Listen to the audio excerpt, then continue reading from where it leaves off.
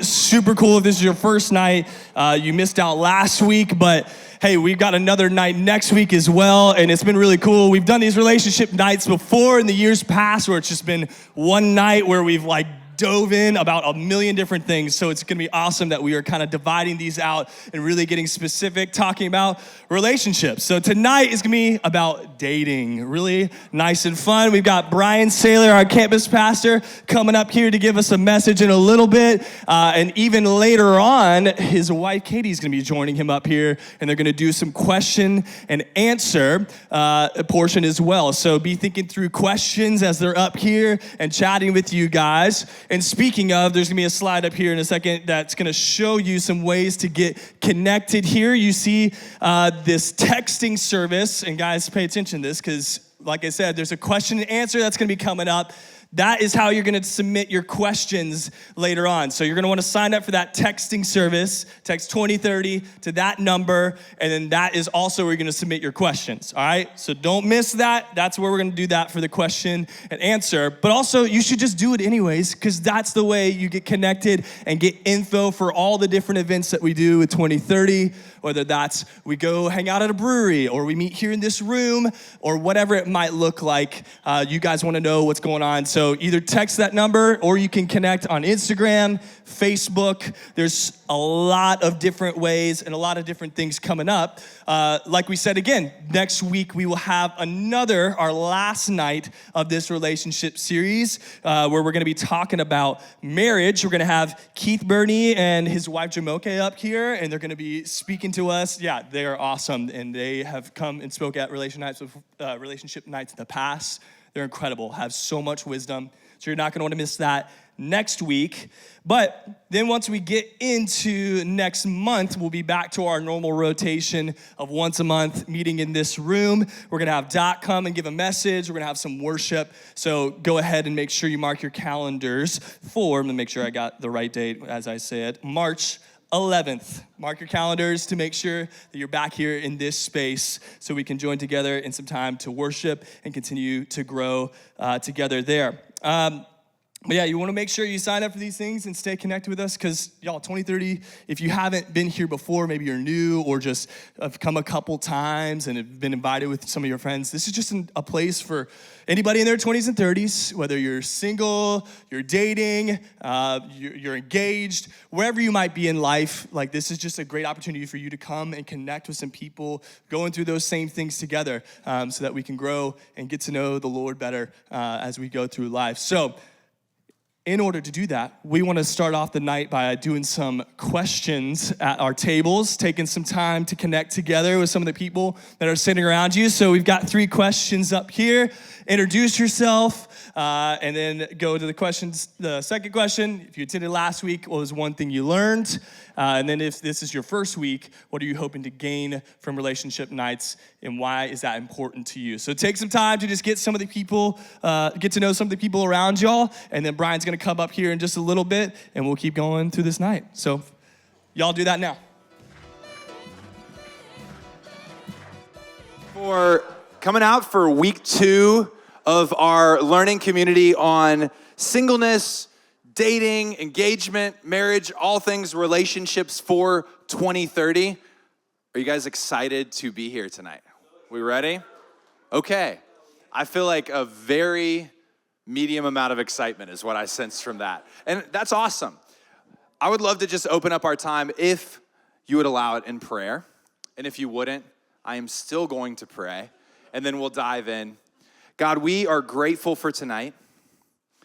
God, I'm asking you that you would speak to our hearts.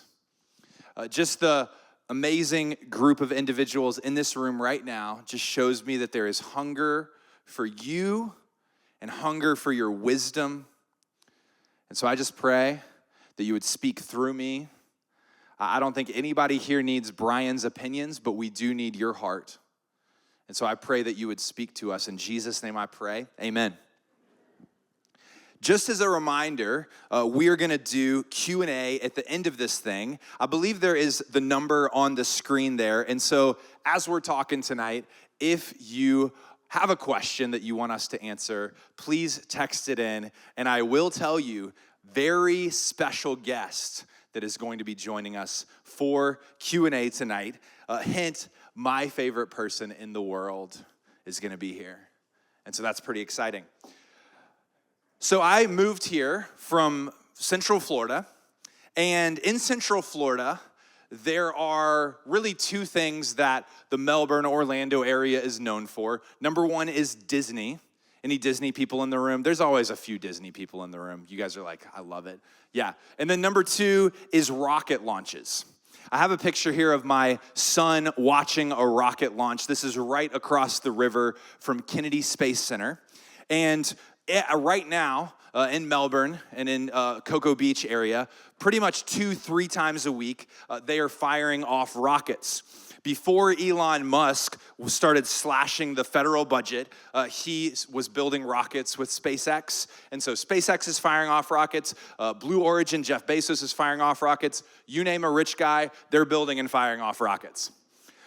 And one of the things that is fascinating to me is that like a rocket launch is an electric moment because you literally get to see this amazing piece of technology going into the air. If it's nighttime, it literally lights up the night sky in Central Florida. I could show you a video of my wife and my friends sitting on a river and just seeing this rocket go across the sky. It is unbelievable. But the reality is that rocket launches are like one moment, but the success of a rocket doesn't depend on if it can get off the launch pad. The success of a rocket depends on if everybody can complete the mission safely. This picture right here is a manned launch, and so at the very top of that little trail of smoke, sitting on literally a missile with a ton of rocket fuel in it, are like 3 individuals. And the question is not like, was the launch cool?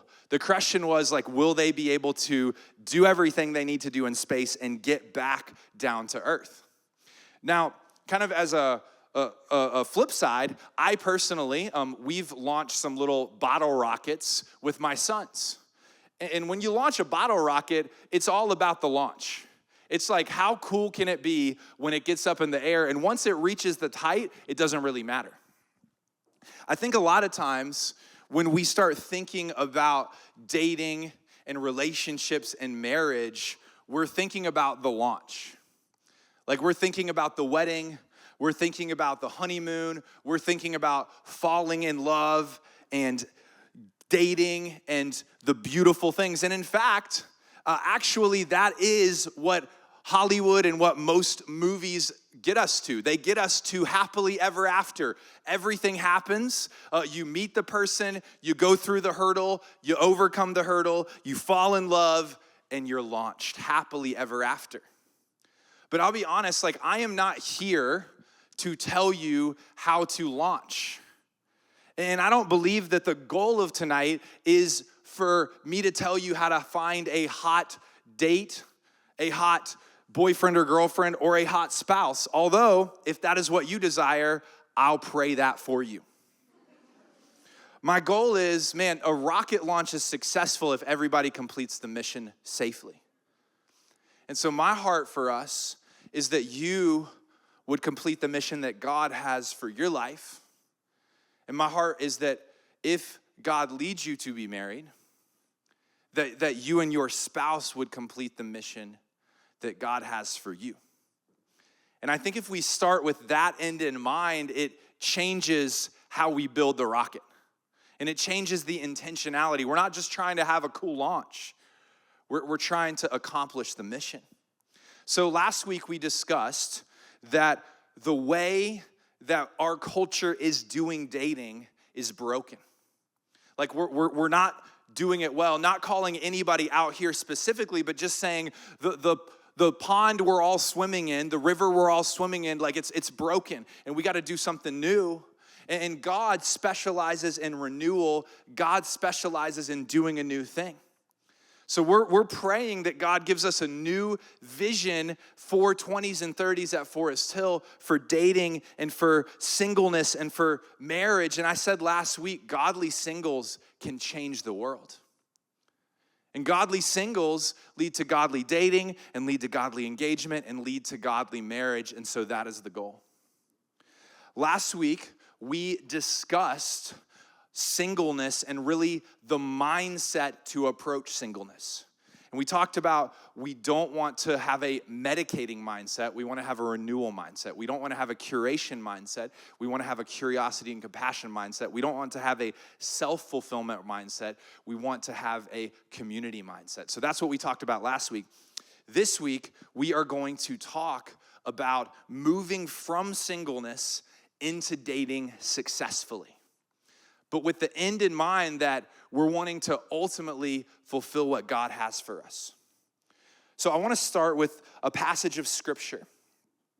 And this passage of scripture is Jesus's definition of marriage. A lot of people say Jesus never said anything about marriage. He never defined marriage. This is Jesus defining marriage. If you look on the screen, it's Matthew chapter 19, and it says this. It says, Pharisees, these were the religious leaders of the day, came to Jesus and tested him by asking, is it lawful to divorce one's wife for any cause? So here's what we see. The Pharisees are asking Jesus a question, but it also, and Matthew actually highlights here, their intent is to test him, to trick him. But I think it speaks to the fact that even at that time in that culture, there is confusion about dating and marriage and how to do it well. Every culture has always asked, like, how do we do this the right way? So our culture is not the only one. But Jesus, he answers and he takes it back to God's original definition. He said, have you not read that he who created them from the beginning, that's God, made them male and female? And said, therefore, a man shall leave his father and mother and hold fast to his wife, and the two shall become one flesh. So they are no longer two, but one flesh. What therefore God has joined together, let not man separate. So God's definition of marriage, one man, one woman, creating something brand new. A new family is created, and the intent is that it is for life. What God has joined together, let not man separate. Now, I'm going to do a little biblical nerdy deep dive for you. Is that okay that I do that for a second? We're going to do a biblical nerdy deep dive on marriage. Marriage in the Bible is called a covenant. Can everybody say the word covenant with me? 1, 2, 3. Covenant. Okay, a covenant is a fancy word for a promise. Now, if you look through the story of Scripture, God is a God that loves covenants. And that means that God is a promise-making God, and God is a promise-keeping God. And in fact, if you start to read the Bible, one thing that you're going to notice is that God makes a lot of promises. And a lot of them point to him saving people through Jesus. Adam and Eve, they commit the first sin, and immediately God promises, one day I will send somebody that will destroy Satan, that will destroy sin, and that will save humanity. God promises to Abraham, through your descendants, the whole world will be blessed. God promises to King David, through one of your descendants will be a king that will sit on the throne forever. All of these are promises that point to Jesus. Jesus is going to save us. Jesus is going to bless the whole world. Jesus is going to be the king that rules forever. And so God is a promise-making God, and God is a promise-keeping God. Now, here is what I want us to understand about this. The fact that God is a promise-keeping God is like the best thing for your relationship with God. But because God doesn't approach our relationship like, hey, I like you, but we'll see how it goes. God doesn't approach our relationship and say, I really appreciate some aspects of you. I really enjoy spending time with you. You make my heart flutter a little bit, but I don't want to make a commitment. Salvation is kind of an outdated concept after all. Let's just take it week by week. No, God has said in the word, for every Christian, I began a good work with you and I will finish it. For every Christian, nothing can separate us from God's love. For every Christian, God says that if God is for us, who can be against us? God makes the promise and God keeps the promise. And listen, trust and confidence and intimacy with God happens because we can be confident that he keeps his promises to us. So the fact that God makes a promise and the fact that God says, this is how I'm going to operate, builds confidence with us and allows us to approach him. Now, to finish the nerdy biblical theological deep dive, marriage is in the Bible depicted as a covenant, a promise, and marriage is depicted as a picture of God's commitment to us. So God's intent is that people would see the commitment and the love that a man and a wife have for each other, and that they would realize that is a picture of the commitment and the love that Jesus has for his people, that Jesus has for his church. And so God wants there to be a covenant when it comes to marriage. Now, the same trust, confidence, and intimacy happen as a result. But what has happened in our culture, and again, my intent not to call anybody out here, but to say this is the picture that's happened. In our culture, we have separated the things that we deem nice about marriage from the other things. So when we play house, what our culture has done is said, there's some awesome things about marriage that we would like to keep right now, and there's some things that I don't think are as good about marriage, but those things we don't need to keep. So just factually, sex, very awesome. Extended sleepover with somebody you really care about, very awesome. Half off rent because the other person's paying that half, very awesome. These are great things. I love them. But there's some other things that aren't as fun. Preparing intentionally to build a life together, that's a little more challenging. Imagining the fact that I have to commit and I have to say, this is the person I'm gonna be with for the rest of my life in sickness and in health till death do us part, pretty terrifying. And a lot of us have had experiences that are negative. We've seen broken marriages. We've seen it go terribly wrong. And so it is understandable in some ways for us to say, yeah, I don't want that.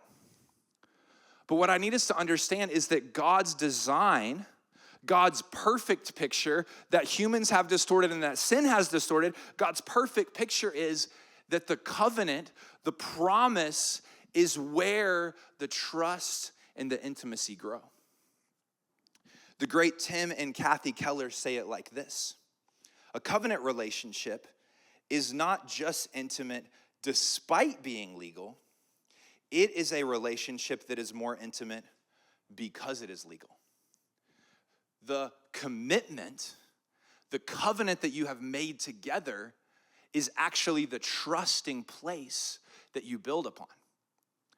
And even to go very to the end point of it, the actual act of sexual union and sexual consummation is supposed to be that final act of saying, man, we have decided to build an entire life together, and this is the final act. I'm giving myself fully to you because everything else is aligned in that. That's the beautiful path that God designed. So, the reason I say that is because even though we're talking about moving from singleness to dating, so we're not talking necessarily about marriage, I want us to start with the end in mind. Because we're not just trying to build a bottle rocket that's cool for 10 seconds. I mean, we're trying to get everybody safely through the entire mission. So tonight I really want to just talk about two things that are hopefully going to get us in the right perspective when it comes to dating and when it comes to entering into a relationship. And the first thing is this: I just want us to ask this question: am I in the right environments? Am I in the right environments? I'm going to lead us to one more Bible story. There is a character in the Bible by the name of David. David is one of my favorite characters in the Bible. He is an amazing guy, started as a shepherd, became the king of the nation. He is a giant slayer. He is a poet. He wrote songs in the Bible, like literally a Renaissance man. And he was called the man after God's own heart. Now, if you think about that for a second, like, I would love to have that title. Like, I would love for one day God to be like, that's a man after my own heart. Pretty amazing thing for God to say. And yet David made one of the most famous failures, one of the most famous or infamous terrible decisions in the entire Bible. David, as the king, at the height of his powers, committed adultery, ended up killing the husband of the wife that he committed adultery with, and it really ruined his entire family and set the nation into a tailspin.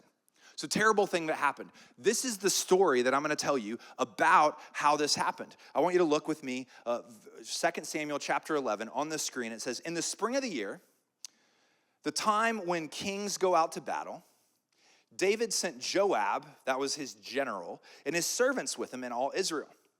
But David remained at Jerusalem. And it happened late one afternoon when David arose from his couch. So just pause right there. Let's set the scene. David is a king. The Bible just told us that kings are supposed to be fighting battles in the spring. But David said, I'm good. I'm going to sit this season out. We're going to have a DNP. We're going to have a rest time here.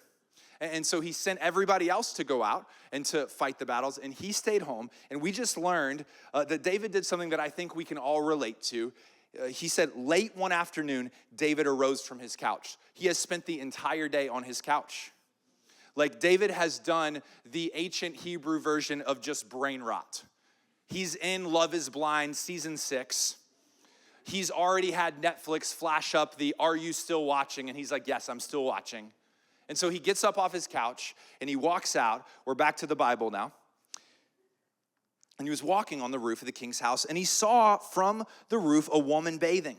And the woman was very beautiful. And David sent and inquired about the woman, and one said, is not this Bathsheba, the daughter of Eliam, the wife of Uriah the Hittite? Now, let's get super technical for a second. Technically speaking, David has committed no sin at this time. Nothing wrong with sitting a war out, sending a general out there. Nothing wrong with staying on your couch until the late afternoon. Can I get an amen, somebody? Like, it's not a bad idea. Nothing wrong with taking a stroll on your rooftop if you have such a rooftop, and you can't help what you see when you stroll. So if we're gonna get technical, there is no sin committed in this passage, but I think if we really look at it through the eyes of wisdom, what we will see is that David has not set himself up to succeed. He has sent all his boys off to fight. He has isolated himself. He has put himself in a position where his temptation is going to be heightened. I would assume that he wasn't like totally shocked and surprised to see Bathsheba down there. So he has put himself in an unwise environment.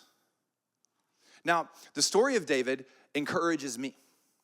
I told you guys last week that I have a lot of regrets and I have a lot of failure in the areas of relationships. And perhaps some of you would relate to me. And so the story of David reminds me that God can still move in your life, and that God can forgive, and God can renew, and God specializes in second chances. So man, we can be grateful for that, and we can receive the grace of God. But I think the story of David also teaches us, man, there's wisdom in putting ourselves in the right environments. So I just wrote down 3 questions. Number 1, am I choosing community? Man, and we have life groups here. If you don't go to Forest Hill, maybe your church has something else, but am I choosing community? Am I surrounding myself with people that are gonna help me grow spiritually? I think choosing community is so essential But because you gotta have, if you're a lady, you gotta have ladies around you that are praying for you, encouraging you. If you're a guy, you gotta have guys around you that are encouraging you, praying for you, that you can talk to, that you can walk with. And the reality is, these are men and women that are gonna help you grow spiritually, but they're also men and women that are gonna be able to highlight the blind spots in your life. They're gonna be people that you're gonna be able to ask questions to. Man, should I do this? Is this the wise move? Why am I failing at this area? And they're gonna be able to speak into your life. Number 2, am I serving the church? This is not to say, man, if you serve, that God is going to bless you with a significant other, but this is to say, man, that I wanna live my life on purpose. I don't want to just sit around and do nothing, but I actually want to point my life, giving it away, serving the mission of Jesus, serving the cause that Jesus is on. And then lastly, and I think this is so important, am I investing in godly friendships? Am I investing in godly friendships? Now, I want to talk about 2 extremes that over the years I have seen when it comes to Christian dating. One extreme that I have seen is just unhealthy boundaries. Like no boundaries, no wisdom. We just kind of do what we want. And what that oftentimes looks like is guys have sexual desires, and so they try to find somebody that is going to help them fulfill those sexual desires. And oversimplification, but women often have emotional desires, and so they try to find somebody and use them to fulfill their emotional desires.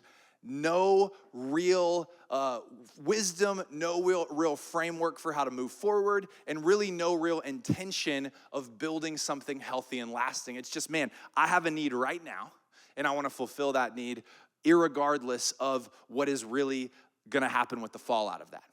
So that's one extreme. And the danger of this extreme is that a lot of people get hurt. And I don't have to tell you that, right? Like, you get hurt, they get hurt, other people get hurt. Like, this is just a dangerous place to be. And so what has happened is, and this I think has always been a problem in the church, but in the late 90s, early 2000s, a lot of people got concerned that this kind of behavior was happening in the church. And so people really went extreme the other direction. And they really started to preach and teach, and there was a bunch of books and a bunch of conferences and a bunch of literature that came out that was like, you gotta stop doing that. You gotta be intentional, and you should only really date the person that you're planning on marrying. Now, I think that is phenomenal advice. Here's the problem. That's really hard to do practically. And it kind of turns every interaction that you have into an incredibly high pressure situation. Because either the person that you're talking to of the opposite sex is going to be your wife, or they're dead to you and you gotta figure out right now. And I think that just creates this environment that is very, very hard to thrive in, and it's very anxiety ridden. I don't know about you guys, but I don't know if I have the capability of evaluating based on 7 conversations with somebody or 3 or 1 coffee, is this the person that I'm gonna marry forever? That's just a lot of pressure. And it kind of turns in, I like to call this mentality the ABCs mentality. You guys remember that old sales thing? ABCs, always be closing. No matter who you are, no matter who you're with, everybody's a prospect, and everybody you have potential to convert to a sale. Some of y'all are probably amazing salesmen because you're I'm always closing. I'll close a deal tonight at this learning community. And that's okay. But we got to understand that that's a very high pressure packed situation. And so what I would like to propose and what I would like to think about is that we should have spaces in the church and in the city of Charlotte where Christians, like-minded people, can have low pressure friendships with each other. And that doesn't mean that we got to use wisdom. We don't want to go over here where it's man, there's no sexual boundaries. There's no emotional boundaries. We don't want to do that. But we got to have spaces where there is low pressure realities where you can meet people, you can talk to people. And so super practically, like, I think you should have a group of people that you go to church with and go out to lunch with. I think you should be in spaces like this. Like, we've put you around tables intentionally. Talk to people, get to know people in a low pressure environment. I love, like, we got our friends at Kingdom Kickbacks. Anybody know about Kingdom Kickbacks? Amazing. Like, I love what they're doing. One of our friends, Hannah, she does something called Minute Mingle. It's like Christian speed dating. Like, there's amazing things that are happening in the city of Charlotte where it's like, man, the goal is let's just create some opportunities where we can talk to each other in these low pressure environments. So that's the first question. Like, are we in the right environment? Am I putting myself in wise environments? Now, the second thing that we're gonna talk about, and this is kind of where we're gonna start landing the plane, is this. Dating is evaluating. Nothing more, nothing less. Now, I'm not the first person to come up with this. Our guy, Ben Stewart, I know some of you guys are Ben Stewart fans. Our guy, JP Pokluda, I know some of you guys are JP fans. They've talked about this before. I've learned this from them. But dating is evaluating. So, biblically speaking, in the Bible, there is not dating. Dating is not a category. There is singleness. There is something called betrothal, and there is marriage. So, in Bible times, you didn't really have too much of a choice who you were dating. Your parents chose a spouse for you. It would be as if you guys are in Charlotte, you go home for Christmas, and your parents are like, guess what? We have found you a husband. Her parents and us, we have agreed on a bride price. The wedding date is in 1 year. Prepare yourself. It's gonna be great for both of our families. Like, that was kind of the vibe. Now, I mean, we make fun of it, but I don't think we've gotten that much better at it, you know? But I'm glad we're not there, just personally. Like, I'm grateful that's not where we're at. I don't know if I trust my parents to make that kind of a decision. I'll be just completely transparent with you. That being said, dating is not a biblical category. That doesn't mean it's sinful. That doesn't mean, like, if you're doing it, you're walking away from God. I do think what it means, though, is I think sometimes we can think, okay, I'm dating. That means I can kind of pick and choose the benefits that I would like from marriage to apply to my situation. Biblically speaking, God views you as you are still single and they are still single. And so you need to evaluate, are we moving towards marriage? Now, I think that means that we want to be intentional, but I think that also means that there is freedom. Because it is okay to break up. Like, a successful dating relationship could end with two godly people saying, I don't think this is working out, and that's okay. So dating is evaluating. Now, for the rest of my time tonight, and then all of next week during the learning community, we're gonna be talking about how to evaluate well. This is the goal. This is what we wanna do in dating. How do we evaluate well? So I'm gonna give us 4 thoughts tonight. And then next week, we're gonna have extended time on talking about, man, what are we looking for? What are the character traits that we really wanna look for as we evaluate a spouse? When I'm in a dating relationship, like, what should I care about? What's important? So 4 thoughts, and really the take I'm taking tonight is we're single and we're looking to position ourselves healthily in a dating relationship. So how to do it. These are my 4 thoughts. Number 1, a couple of dates isn't dating. A couple of dates isn't dating, and I hope you can hear my heart with this. I remember, so I married my wife Katie when I was 26 years old. Yeah, 26 years old. Like, from the time that I was 19 to the time I was 26, like, it's impressive how many bad decisions I made in 7 years. I was thinking about it, and I was like, I completed the whole bingo card of dysfunctional dating in a relatively short amount of time. And like, I just, like, if you name a mistake, I probably made the mistake. But I do remember I was on a couple of dates with a really sweet, godly woman, and we went on like 3 dates. And then I just felt like, I'm not feeling it. This is not the right thing. And so I told her that. I was like, I don't think we should date anymore. And she was just devastated. And she said to me, she said, like, I always wanted the only person I dated to be my husband. Now, huge jerk right here. I felt horrible about that. And yeah, that was a tough thing to hear. But like, I will be fully transparent. I don't think that was a fair expectation for her to put on me.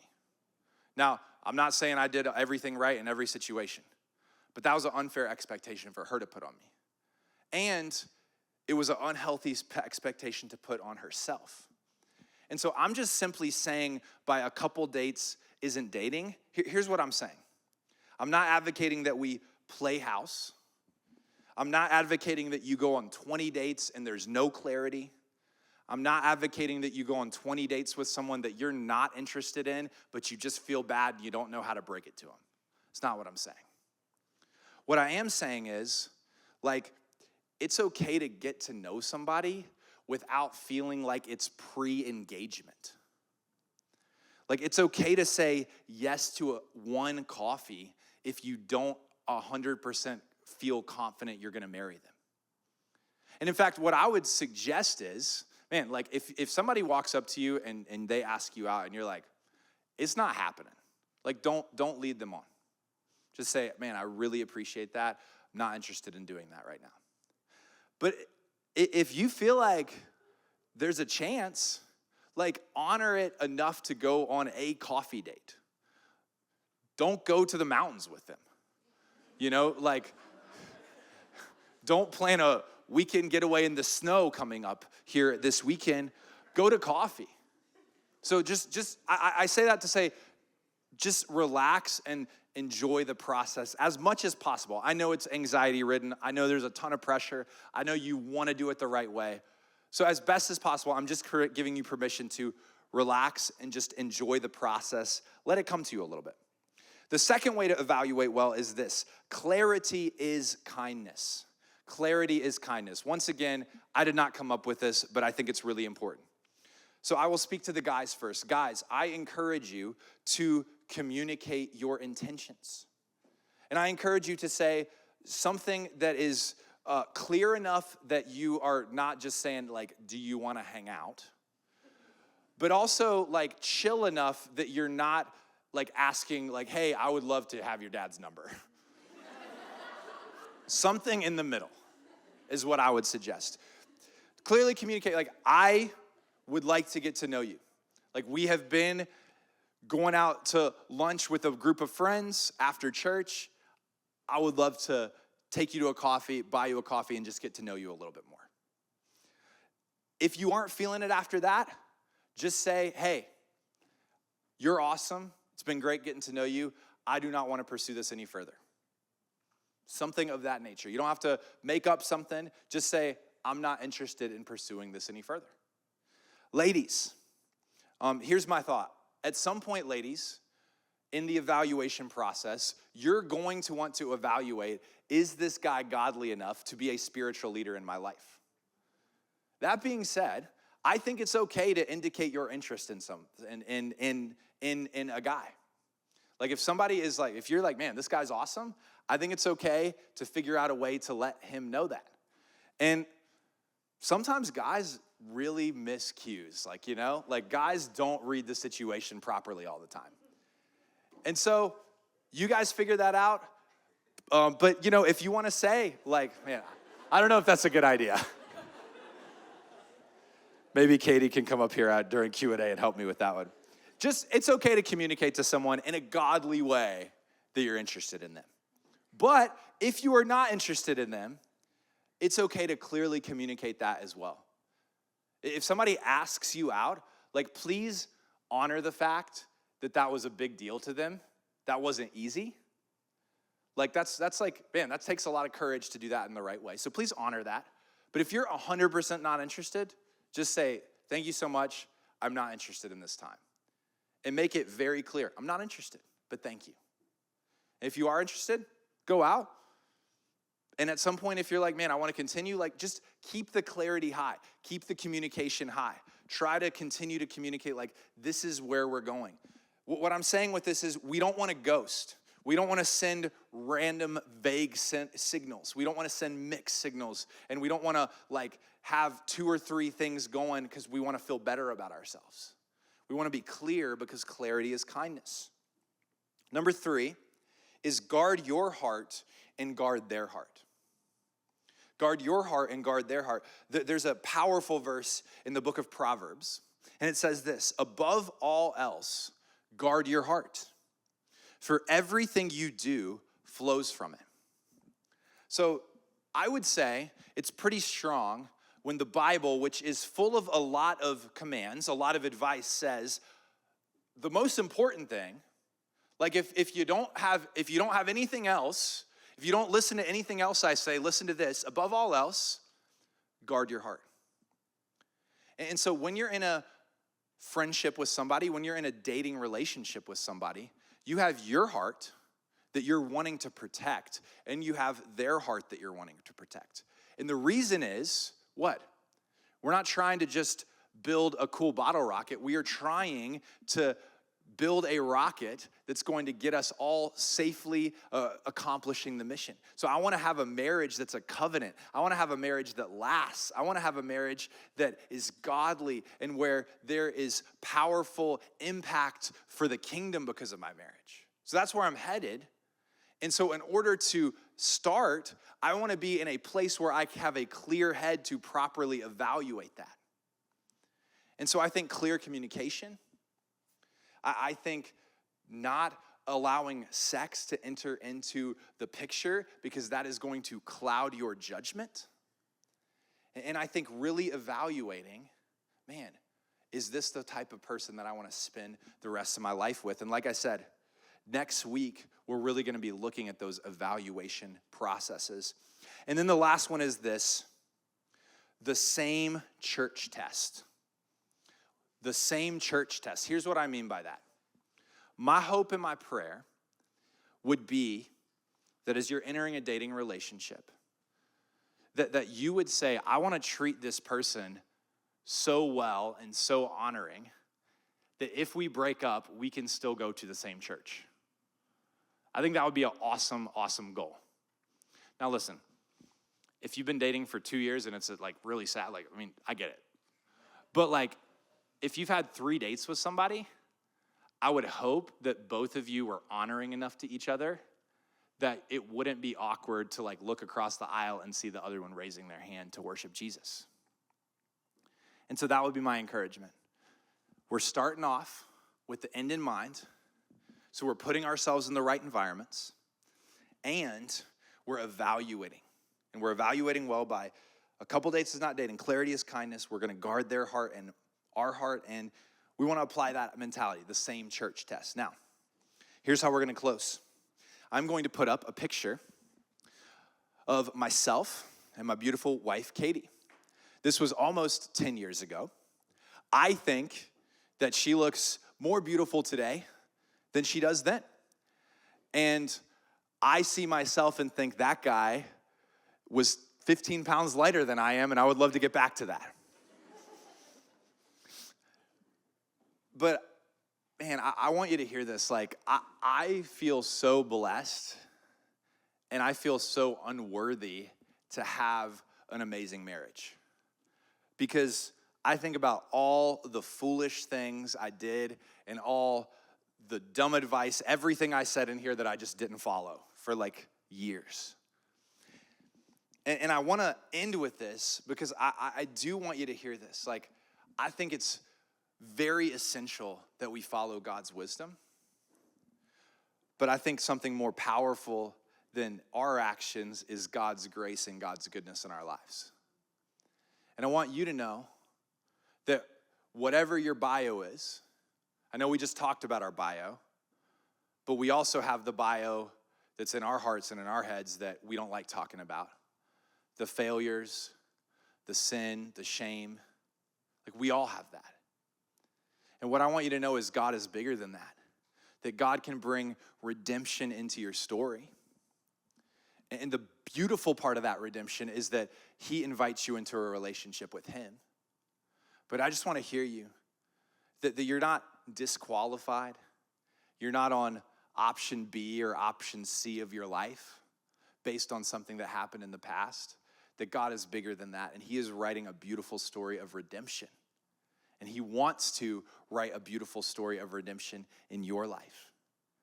He is more committed to you than you are to him.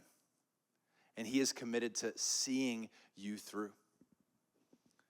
And so I just want you to see that when you see this picture. Not like, man, Brian really figured it out.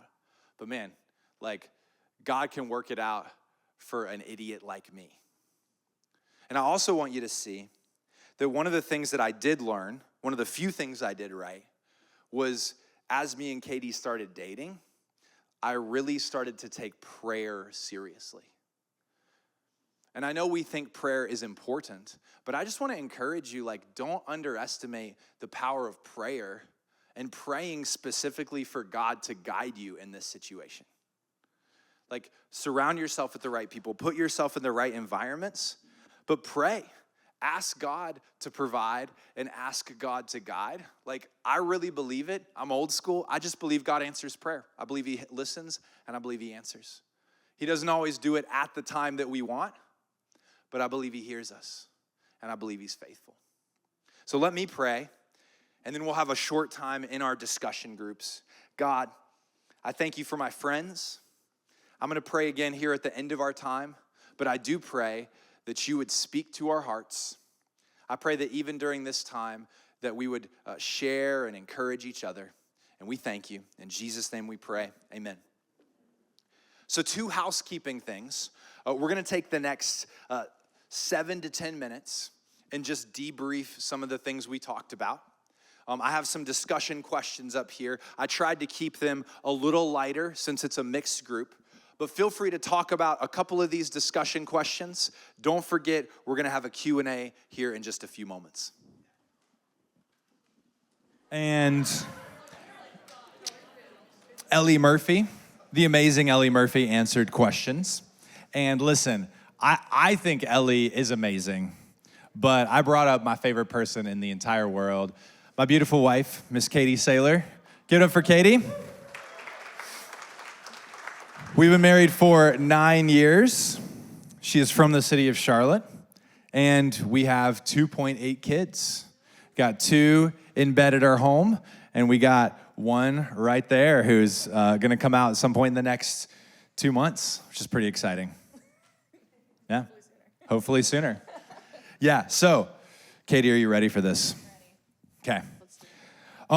First, so we have a bunch of good questions that you guys texted in.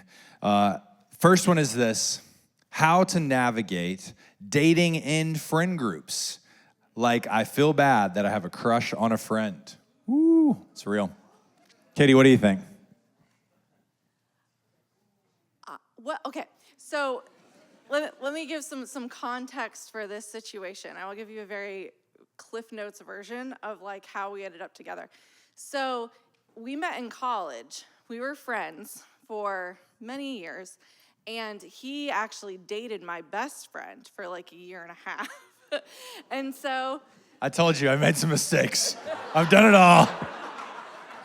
And she was my best friend and my roommate, and like it was like a whole thing. So I know. I don't necessarily like recommend that, but I will say, like, there are pros and cons to the situation. So, the pro is we were friends for like 7 years before we ever went on a date, and I was very against it at first for obvious reasons.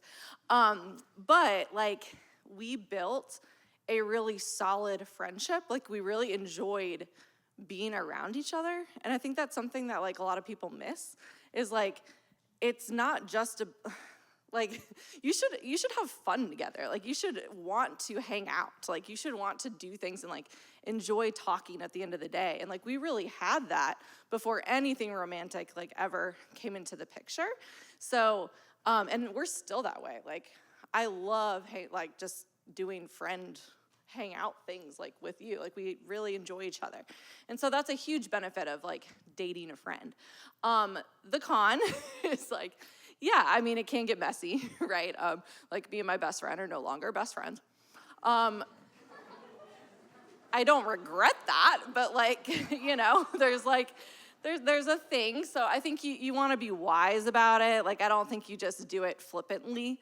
Like, for example, like when you first asked me out, it took like 3 years before I said yes. And when I did, it was like with a very, like, okay, this is, I really think there's potential here. Otherwise, I wouldn't have done it because I knew it was going to cause dissension and stuff in my friendship, which it did. So, again, it was worth it, but like there is some risk there. So I wouldn't like just be bebopping around everybody in the friend group. Like, that's probably not the best way to go. Yeah. I don't know. Yeah. I think that's great. Yeah, I feel like I should defend Katie's honor because she really did think seriously about it. It wasn't like we broke up and then like got together the next day or something. No, it was like a year and a half. Like, Yeah, it was a while.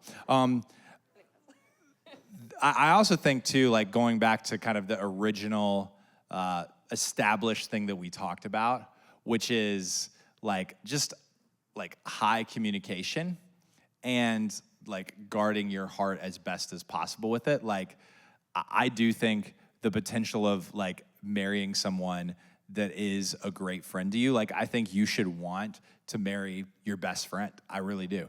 And I will say like we have very, very good communication because that's something that we built over a friendship even before getting together romantically. And I mean, we definitely like have like we just talk about everything and we're able to communicate because we have those reps of that. And so I think that's super important. And I think just at some point, if there is a situation where you think, man, this person, is somebody that I would be interested in pursuing, like as best as possible, trying to apply those things that I shared of like being honest and being clear. And if it goes great, like awesome. And if it doesn't go great, trying your best to like guard your heart from like allowing just a ton of stuff to be going in your mind and allowing like a movie of the potential to be playing in your mind, I think is really good. Okay. What is the biggest hurdle to men asking women out? What do you think? Or do you want me to take it? You start. Yeah. Man, that's a great question. I mean, somebody said fear. I think that's real. Like it's a really scary thing.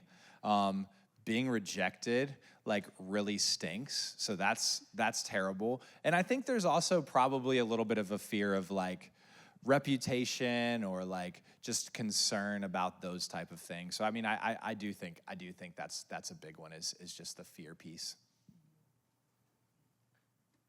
Yeah, I agree. I think part of it too is it in the Christian circles, I do think kind of what you were talking about earlier is sometimes there can be so much pressure on that. Like, if I ask you out, I am asking you to marry me. And it's like, no, it's not. It's not that, right? So I think maybe there can be a fear of like, oh, if I ask this person out on a date, like, is that going to be considered, oh my gosh, like this is really serious right up front. So I think that can sometimes be it too. Just not wanting to like, give that impression if that's not where they're at. Yeah, those are the main ones, I think.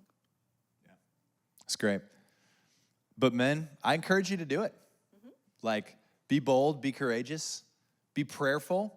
Don't like rush into something, but like ask somebody out. That's what I say. How do you know a partner is the one? I will say, and you guys knew it was coming, like come back next week because that is what we're going to be talking about next week. How do you know a partner is the one? And so that is one thing, but what do you think? It's so hard. I wish there was an easy answer to that, of like, oh, well, you'll feel like this, or this will be very clear, or whatever. I do think there's signs to look for. Like, there are things that should line up if this person is the one. Like, for example, you should have a friendship. You should be able to communicate. You should enjoy doing things together. You should enjoy being around each other. Like, that should be there. If the only reason that you're like with this person is because they're hot and you're like making out and stuff, like, that's not gonna last. That's gonna, like, it's gonna last, you know, for a little while, but like eventually, you know, there's seasons, and like that friendship is gonna keep you together. So that's a big one. I also think like you do have to be just like seeking the Lord and in prayer. I mean, I remember like being on my knees before God and just being like, is this guy the one? Because I was very confused, because I was like, I've known him for, you know, 7 years, and we're just friends, and, you know, I don't really know, like, is this just me being desperate? Like, I don't know, you know, like, what's going on? Thank you for that. No. At some point, you just have to settle, you know, I guess. I don't know. That's what I took away from that, at least. No, not settling. No, but you know what I mean? It's like, am I just like, what's going on with my head, you know? But I just remember like having... You know, I think we should just finish this Q&A. No.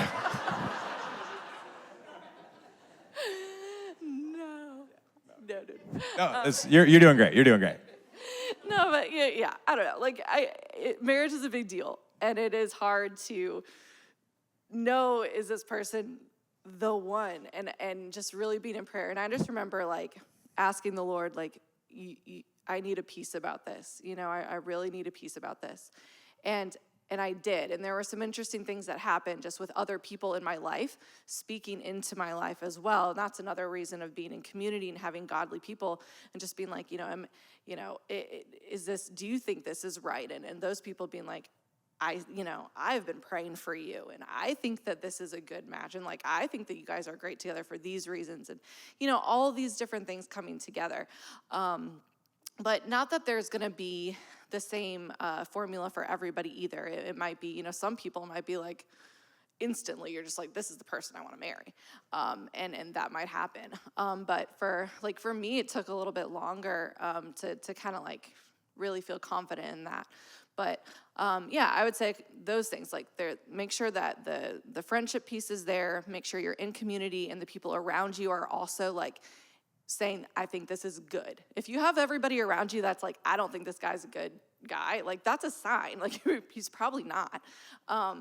So having those people around, and then just being in prayer, being on your knees before the Lord, it is the biggest decision you'll ever make, is who you will marry. And so you do want to like be in prayer and think through it. And yeah. I think those are phenomenal things. And I would just add too, like, especially because this is like, you know, how do you know a partner is the one? So I would assume in this scenario, like, that there is, you know, already kind of a relationship going. Like, man, are you excited about this? Like, is this something that like gets you pumped, that it's like, man, I want to spend the rest of my life with this person, and I'm excited about it? And obviously that should also come with the other stuff, you know, the community aspect, the spiritual aspect. Man, are you guys on the same trajectory together? Are you walking the same trajectory together? But I think that's like, man, like, I remember, because we were long distance for a little while, and like, we genuinely, like, when we started dating, which it did take a while to get there, but when we started dating, like, we couldn't wait to see each other. We couldn't wait to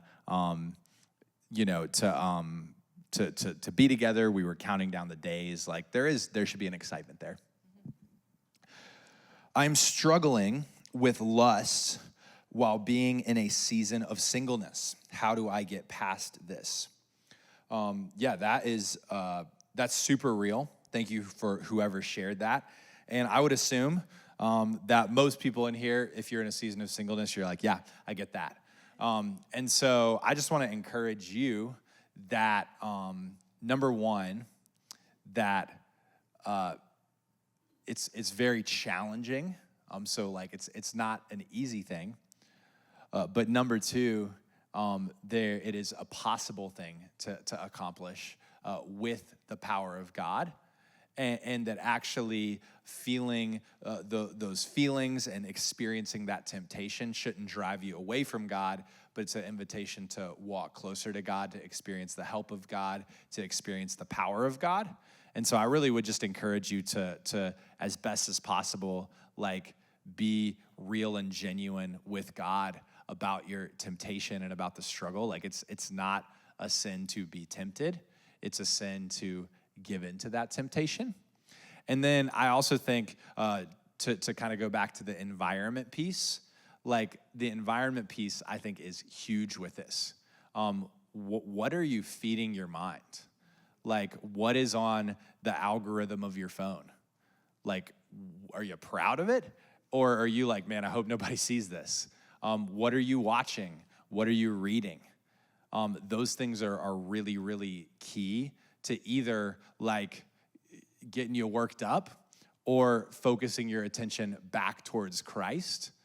Who are you spending time with? I remember, and I shared this with you guys last time, like for a season of my life, really even before I got married, porn was a huge thing for me. And I was like, man, I have to fight this. I have to get rid of this.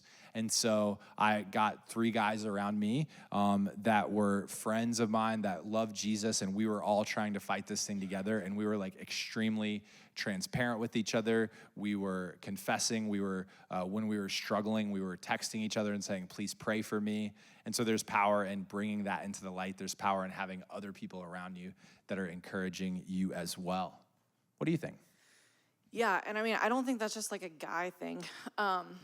I think like it's super common like for girls to struggle with similar things. And so, I mean, I did the same thing. I think sometimes with women, like we can be more drawn to different things. Like I definitely was like reading some books I shouldn't have been reading, and like things like that. That were not helping me. But I did the same thing. Like I had friends that we got together and we were like, we're going to hold each other accountable, and like, we're not going to watch this type of thing. We're not going to read this type of thing. Like if you're struggling with this, like call me, we'll talk through it, whatever. So yeah, that community aspect is really big. But I think sometimes there can be this like hidden shame of like, I'm a girl and I like struggle with porn, or I struggle with this or whatever. And I mean, it is a thing, and like, it's good to talk about it with Christ following community, people that are going to encourage you, people that are going to hold you accountable, people that are going to just listen and be there for you in those seasons as well. So yeah, that's all I have to add to that. That's great. 2 more questions. Is it okay to go on casual dates with multiple different women? I don't know, is it? Yeah. You did a little bit of that. A little bit, yeah. Yeah. I think that I think as I shared before, it is important. Like it's okay to do, and I think that one of the things that I hoped I was sharing tonight was that like I do want to take the pressure off of it, and I don't want there to be this like intense thing again where like the person that the every interaction that you have like has to either be your future spouse or like it's over. Like, so I do think that we gotta like just take the pressure off a little bit. That being said, I think you gotta know yourself. I know we've been preaching being in community, but like, are you asking, like, have you asked half the people out in this room? Maybe, take some chill out juice a little bit.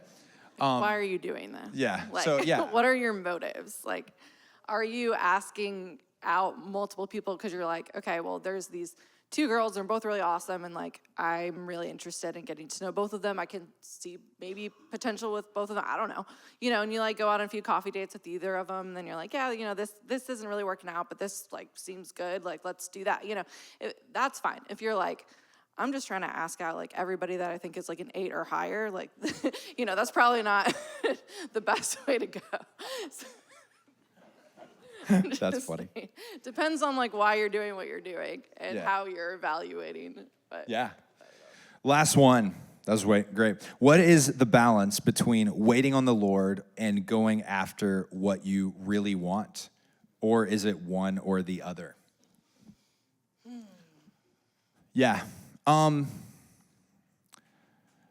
So I think